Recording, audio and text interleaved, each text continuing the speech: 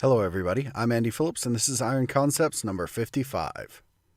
Now I come to you this week with a little bit of a short Iron Concepts. I'm only just a little bit sleepy and tired because over the last few weeks I've been putting in a lot of hours, and we've talked before about how to fight burnout, and we've talked before about how to handle your workload when it becomes overload.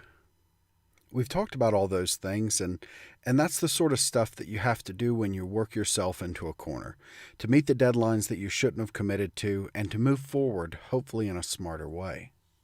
But that's when you mess up and you find yourself working 80 hours a week, and it's self-inflicted overload.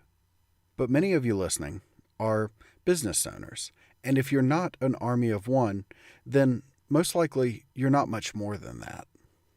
And the amount of hours that you personally put in can make a big difference in your business, not just from the fact that you're the head of the company or you're the leader and you need to set a good example, but you actually can make a difference in the way that things happen. Even if you do a good job and you keep all your customers happy and you keep all your deadlines on track, working a 40-hour week when you're self-employed seems almost wrong. The temptation, of course, is there to work a little bit late and come into work a little bit early, to take the books home with you on the weekend and squeeze just a little bit more out by getting one meeting in on the weekend. After all, if you're passionate about the trade, your shop, or even your business, you will want to excel. You'll want to get there quicker, and the only way to do that is through smart work and more hours. Now, I could take the time to point out that the 40-hour work week is there for a reason.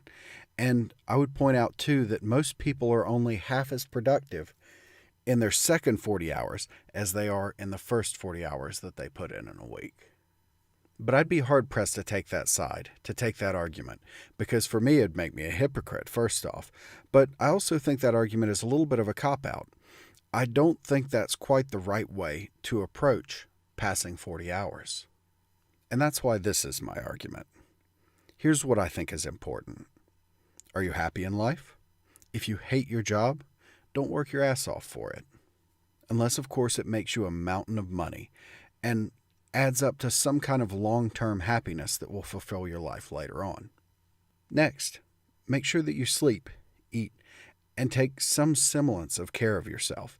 If you don't, you'll degrade and you'll lose ground later on, and this defeats the purpose of putting in a lot of hours if you're sick and stupid. You have to find a good rhythm for every day and for every week. Your body and mind are built on cycles, and you can take advantage of that. Of course, the other side of the coin, and the way that a lot of people end up falling down with this, is that if you work erratic hours and you drive yourself hard until you crash, then you're right back to the whole being sick and stupid all the time, and that's no good either. And the last thing I want to point out, and this is by far the hardest to do, this is the one that I have the most trouble with and I think requires the most skill and planning.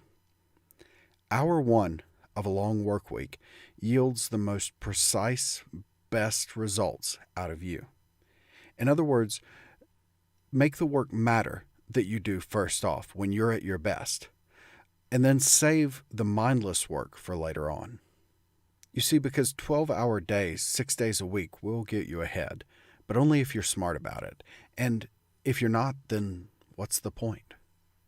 So by all means, make hay while the sun is shining and grow your business while the market is good. You can be smart about it, but if you're not, it's just like forging a piece of black iron. It's a lot of work with no results. But that's about all I've got to say, and I think maybe I'll get some sleep now. So thanks for watching. If you're watching this on the Big Blue channel, make sure to hop down in the description below. There's a link over to our new channel, the Iron Concepts channel, where all of these videos are moving. And make sure to hop over there and subscribe. So if you have any thoughts on this subject, make sure to leave a comment.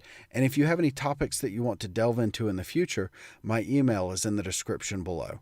So thanks for watching, and we'll see you next time. Thanks.